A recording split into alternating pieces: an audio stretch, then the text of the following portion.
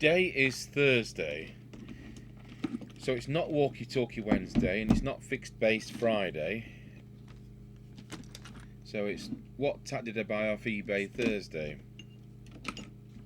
Well, it's a DNT Scanner 40 which I bought off eBay, and I paid far too much money because I don't use CEPT because it doesn't work for us here. So it's a bit of a white elephant, but I'd never seen one. I saw these in the magazines at the time in 1985-ish, or was it 1987, and I thought it was one of those sets that never actually really happened in the UK, because one or two dealers will bringing in CEPT sets from other European countries, and they shouldn't have been unless they were properly badged as PR27GB. So a lot of grey imports, and then the DTIs went round and nobbled a few of these dealers, and it hopefully stopped. So I thought this was one of those sets which was a forthcoming attraction that never actually happened. But I was wrong, because Mark ZX2 pointed out to me that there was one on eBay.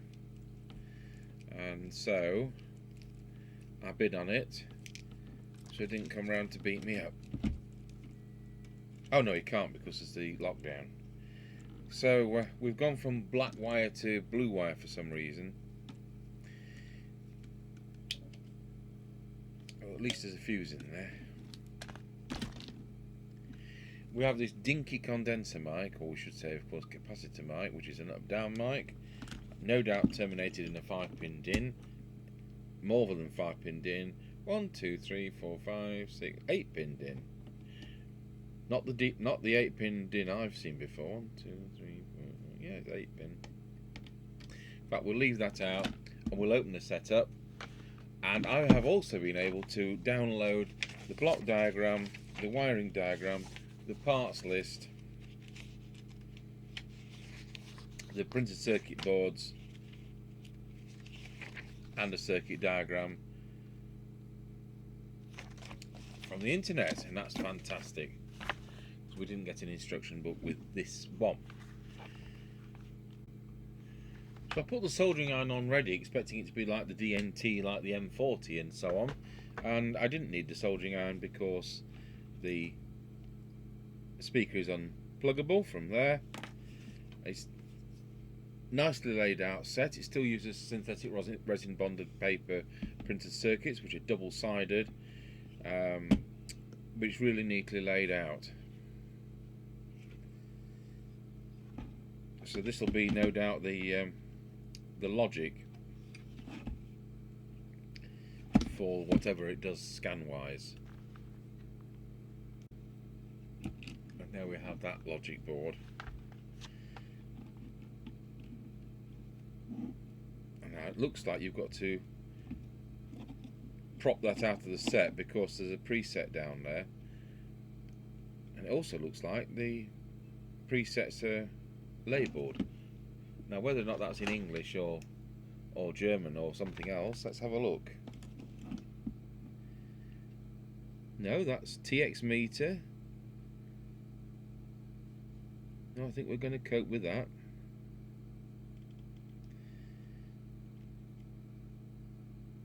And the synthesizer is now C7132, and the output device is a 2SC2078.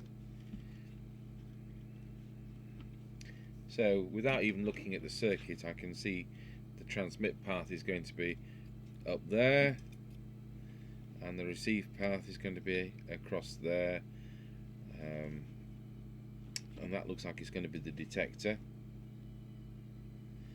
That preset I was saying is under the logic board is the FM deviation.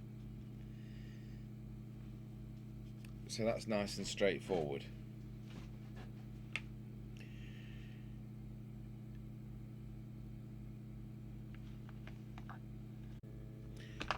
Right, so I've made myself a little chart up. Not that I'm ever likely to see one again. So it's pretty straightforward. That it appears to me that's the detector, receive meter, squelch preset, and the front end of the receiver starts transformer 1, 2, 3, 4, 5, IF at T6, and then on transmit we've got deviation at RV4, we've got TX power as RV2, TX meter at RV1, and we've got RV6, which is automatic level control, and to say the VCO and frequency adjust is TC1, and the transmit is triple B, T12, T11, T13, L3, L5, and there isn't something under the can, so anyone who says I missed something under the can, it has a hole in it, but there is nothing adjustable underneath that. And often the ones in a can are part of the 54 meg trap, so you have to do that with a spectrum analyzer, which we've shown you before and I can show in the future. So without further ado, we'll go into transmit and let's see if I switch it on. Oh great, it starts up on channel 1. So channel 20, here we go. And he's doing 3 watts. So we'll go straight over to the 30 watt scale, so that's 5 watts, that's 4 watts. It's just doing fraction under 3. And we'll start with T12.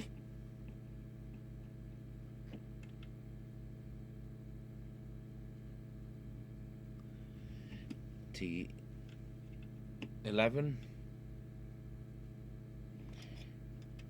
T17. No change there. Of course this is CEPT, so I'm at 27205. We'll do the frequency in a bit. I'll probably need a soldering iron on to do these cores. I don't know whether they've got wax in them or not.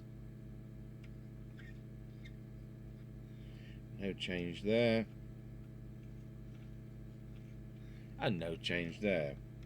So then we have a TX power control, which is number RV2.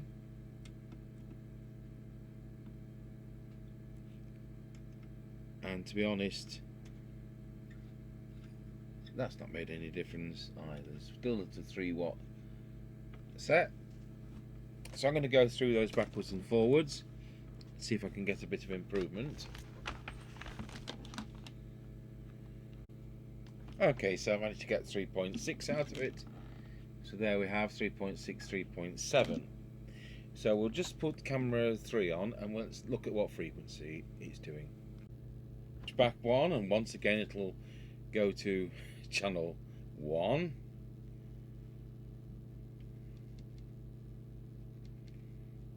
This radio doesn't have PA, but if it did, that chipset will put PA up on the display, which is I always like that. Nice little touch. So RF power. There's me crying about not doing 4 watts, and there's RF power on the front, and it wasn't at full.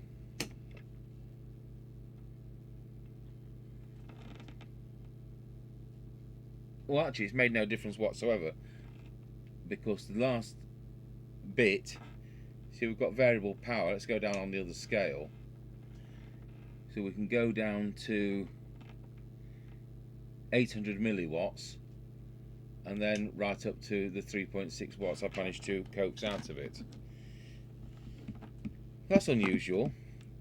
That team base station we did the other week had variable power. So we'll just have we done transmit? Oh yes, do transmit meter. So the transmit meter is RV1. So RV1 is just there. So let's tilt up the radio and have a look what it says.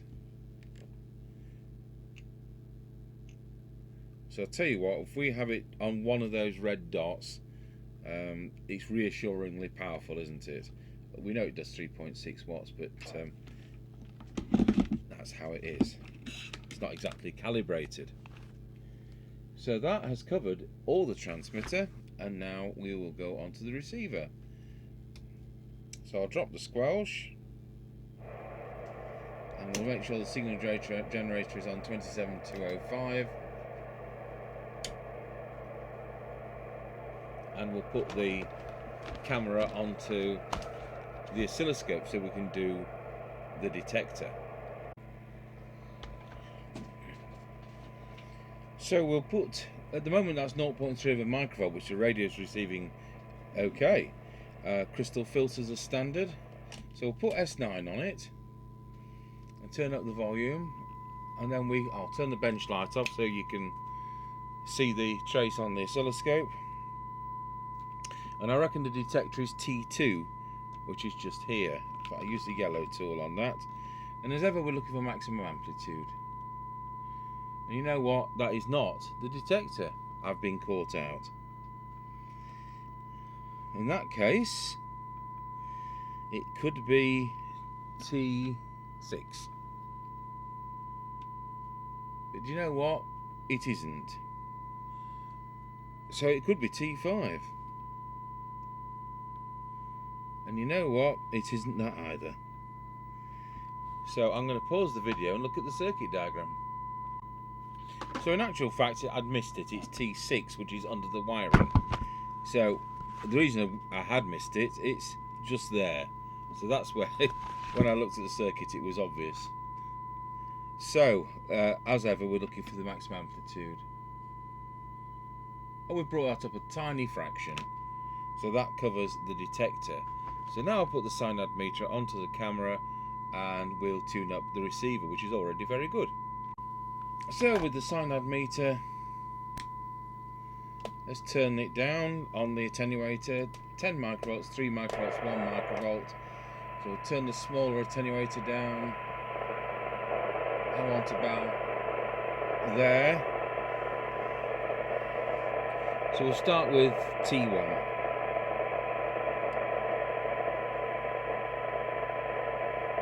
Tell you what, that's done an improvement. Turn the attenuator down. T2.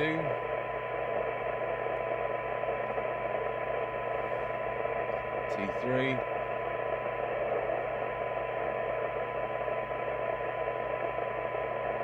T4. T5.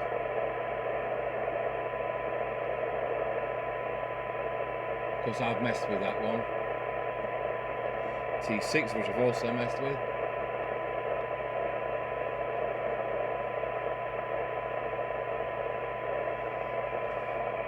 And T7, which I've also messed with.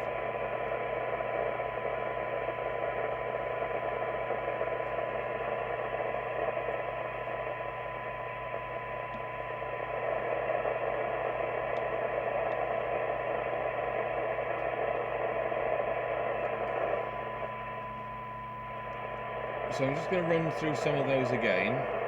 Start with T1,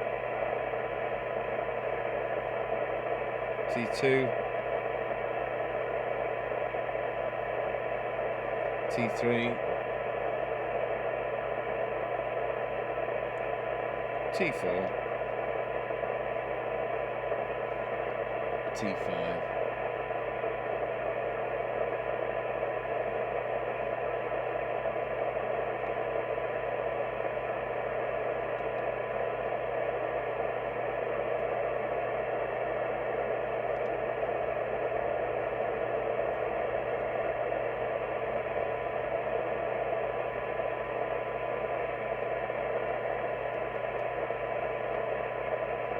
Bit of hand capacitance here. Okay. So that's 0.3 of a microvolt. So we can hear it down to about 0.17 of a microvolt. Let's look at what that actually reads. So if we're doing 20 decibel cyanide, it is 1.4 microvolts, but the more normal one are 12 and 10. So let's go down to those. So 12 decibel cyanide, we're looking at 0.55 of a microvolt, and for 10 decibel cyanide,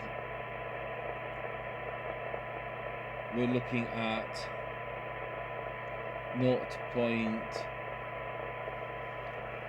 what? 0.45.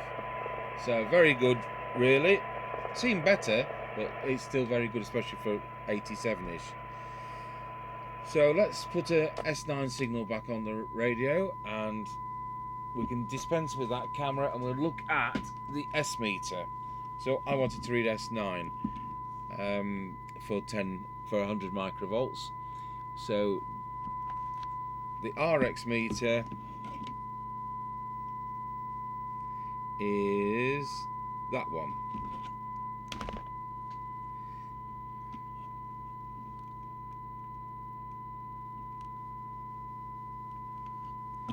And that is RV3.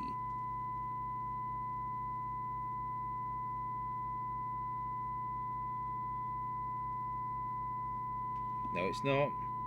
RX meter is RV1. So we want that to be S9. So now if we put a higher signal on, we get plus 10 and eventually plus 20.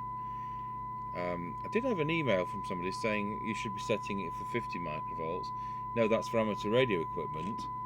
UK CB, it is 100 microvolts. Now some manufacturers do set them to 50 microvolts, and some manufacturers set them to 10 microvolts. And the object of them doing that is so that their radios look more sensitive than other makes.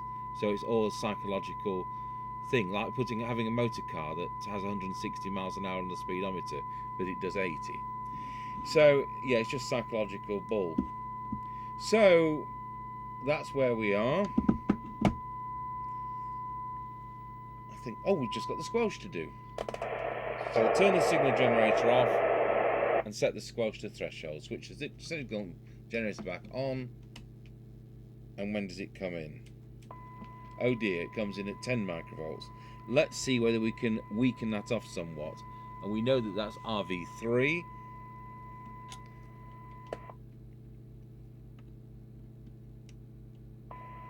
That's more sensitive. So we'll do that test again. Set threshold. Switch the signal generator on. 1 microvolt, 3 microvolts, 10 microvolts. Still not satisfactory. So we'll turn that back a bit more.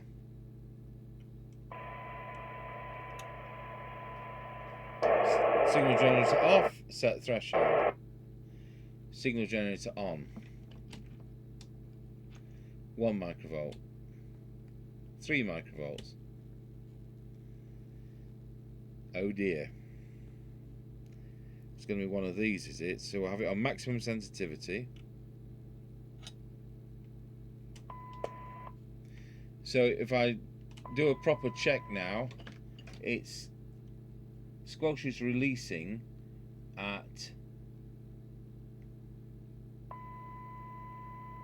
9 microvolts. That's not good. So I'm going to set the other way. We'll go to the other end of the scale and see when it comes in now. Yeah, it's got very little. It's 30 microvolts on tight. Not good at all. We're going to end up with a. Was it that Team 8000 Pro, which looked like a Midland 3001, with atrocious squelch, which wasn't sensitive enough? I think we've got another set like that. So we've set the squelch now so that the maximum squelch is S9, which is usable. But at the bottom, at the sensitivity end, and I've rechecked the IF with a 455 kHz source just in case I was wrong to do it with the sine attenuator. And the best we can get, just switching on, the best we can get is coming in at 9 microvolts, so it's atrocious. So we're going to end up with Mr. Chippy doing a scratchy corner test, and we're going to be dropping the squelch in order for it to be any good. So it's a nice set, and it's spoilt by having an insensitive squelch arrangement. So there we go.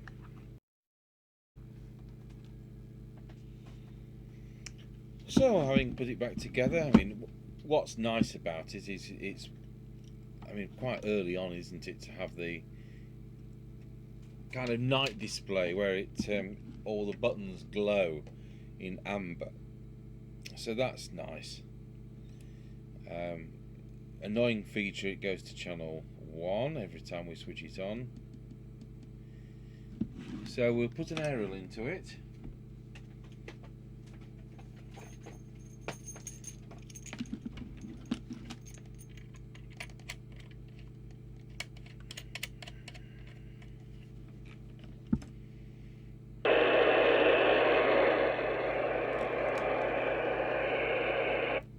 A Roger.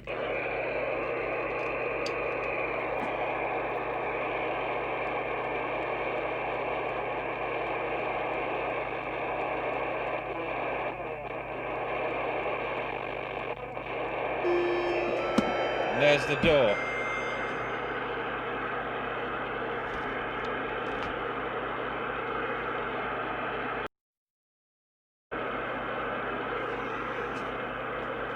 So before we went to the door, we were flicking through the channels.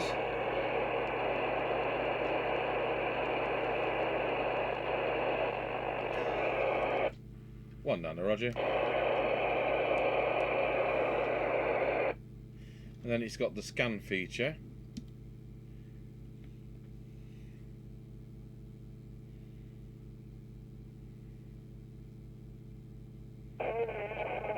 And all that's picked up is some wonderful foreign interference. Right. So that is a nice radio.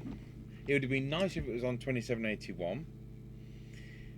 And it's spoilt by an insensitive squelch. So we're going to do an on-the-air test with this, and that's going to be spoilt by the insensitive squelch. So it's such a shame. Never seen one before. I'm glad I got it off eBay. Paid too much. I've always said I'm not paying much for CPT sets because we don't use CPT. But there you are. It's a nice radio. Apart from that, it's unusual. So I hope you enjoyed seeing an unusual radio. And later on, we'll get an on-the-air test organised with Mr. Chippy. Thank you for watching.